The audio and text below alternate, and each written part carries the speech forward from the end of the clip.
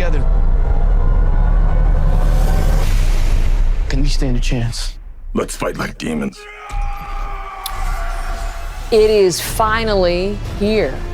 Dune opens today, the much-anticipated film from the great Canadian director Denis Villeneuve, a story he fell in love with years ago when he was a boy, and, as we're about to hear, that he is thrilled to be able to make and to be able to interpret source material that goes back to 1965 in the book from Frank Herbert. This is such a monumental film that we have a monumental review plan for you today. Eli is here, but not just Eli. You know it's a big release, don't you, Eli? When Jackson Weaver's also in, and we have both. So good morning to both. Glad to see you both. Listen, Eli, why don't I start with you? Because I was mentioning Denis Villeneuve. We love his films. This is a passion project for him. What did it mean to get Dune finally on the big screen? A dream fulfilled. Look, you go back to 1980. Young teenage Denis Villeneuve, about 13 years old, picks up the novel by Frank Herbert. And something about Denis, this boy growing up in this village in Quebec, he connects with Paul, this prince on another planet in another world, light years away. This tale of isolation and clashing cultures really resonates with Denis. Now, Denis goes on to make amazing films, award-winning films in Canada. He gets scooped by Hollywood. He makes bigger and better and even more provocative, challenging films in Hollywood. And one day he gets the call. We have the rights to Dune. Do you want to jump on board? Of course he says yes. I had a chance to ask him, after all of those dreams, after all that time waiting, what did it feel like to step into this world he imagined as a teenager? Take a listen to what Villeneuve had to say. I had tears in my eyes, and I don't say that to try to impress but if you want the truth, is that I was sincerely, deeply moved several times as I was shooting. Because I was finally able to express a part of myself that had been kept hidden, a kind of a teenage part of myself that dreamed about those worlds. Just love, amazing. Listen, it is amazing just how he was moved in the making of this and in the telling of the story. Jackson, the source material for this, as I saw it described as a science fiction opus. I mean, this text runs hundreds of pages. Must not have been easy to adapt for the screen.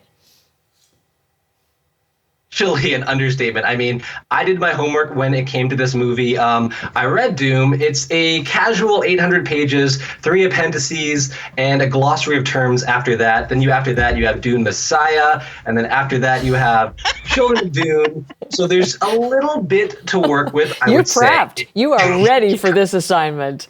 Oh my goodness, I've gone deep into it. And honestly, I think it helped me a lot when watching the movie, because one of the challenges, or the biggest challenge when adapting this, is of course all of that source material. And really with Dune, you're not just getting a story, you are getting a galaxy. And I mean, that means to understand the story, you have to learn who the Bene Gesserit are, what a Gom Jabbar is, who the Fremen are, what a Kwisatz Haderach is, who the Lisan al-Gaib is, what are hunter-seekers, what's the Spacing Guild, what is spice. So much information needs to get into your head in the first 20-30 minutes of this movie to understand what is happening. And I mean, it is really, really challenging. We've seen it attempted before. Jodorowsky's Dune, David Lynch tried to do Dune. This, I think, is the way to do it. But still, it's so difficult to get all that information in. I think he's done it, but maybe the first 20 or 30 minutes, you're going to be doing your homework in the theater. And I'll tell you, Heather, it took me 2 viewings to really understand it. I'm not the Dune scholar that Jackson is. I haven't read the books, and I spent the first viewing in awe, but somewhat confused of the various factions and feuds and clans and families and planets. So this is a complex film. Yes. And Denis is the kind of filmmaker, he does not pander to his audience. No, and based on what he was saying, I mean, maybe particularly in this one, he really wanted to create what he had in his mind from the time he was a teenager. So how did he adapt? I mean, looking at some of those pictures, it looks just sweeping and huge, Eli. How did he adapt the story?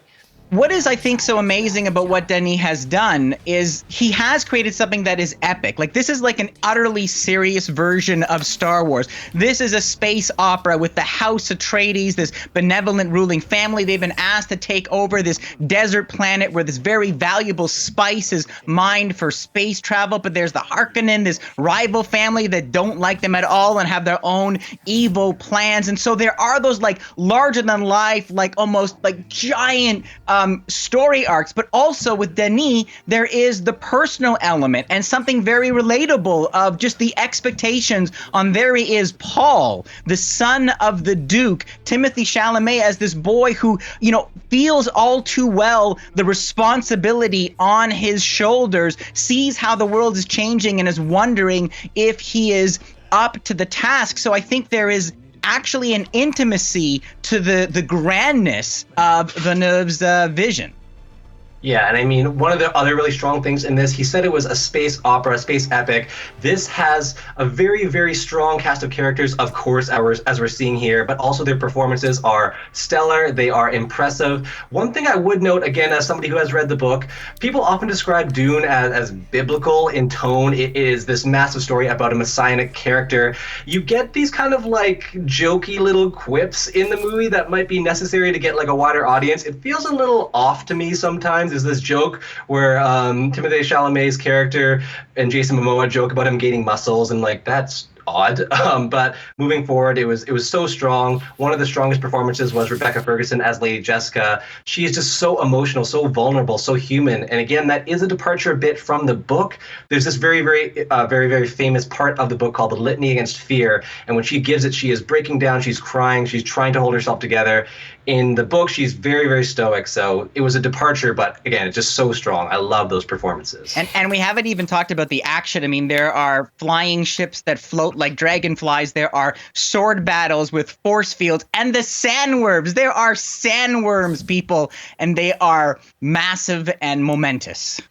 So, I'm in hooked. I'm not. Okay, here's the full disclosure. I'm not the biggest sci-fi fan, but I'm finding this real, because I thought Star Wars, which I adore. I kind of even thought Lord of the Rings, just in terms of the kind of breadth of it, although I realize it's not the same kind of movie, but just in terms of what it's trying to cover in its scope.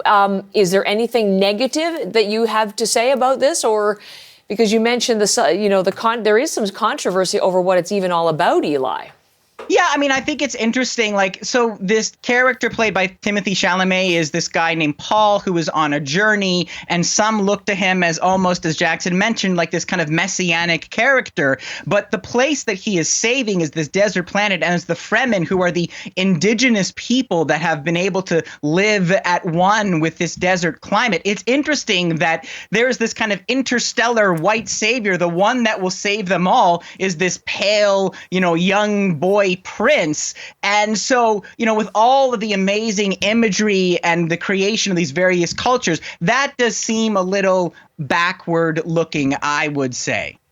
I would add really quickly, that is one of the most challenging things with the movie, is that it ends so quickly on in the book. When you get later on in the Dune first book, and then the second and third and the fourth, fifth, and sixth, it really starts to be a criticism of that sort of savior complex. I'll read a little bit of the intro from the second book by Frank Herbert's son, Brian Herbert, who went on and wrote a bunch of other books.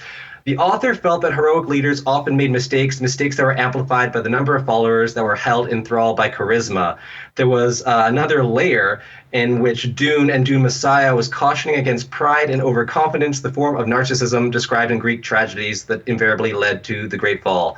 All that to say, Dune is about the dangers of the Messiah, and I wish we got that in the movie, but maybe in part two, hopefully in part two. So here's the final danger, and then we'll give our ratings. Okay. This is only Dune Part 1. So this is a film, an epic, that ends on a cliffhanger, just as you're getting acclimatized, and we don't know whether there will be a sequel.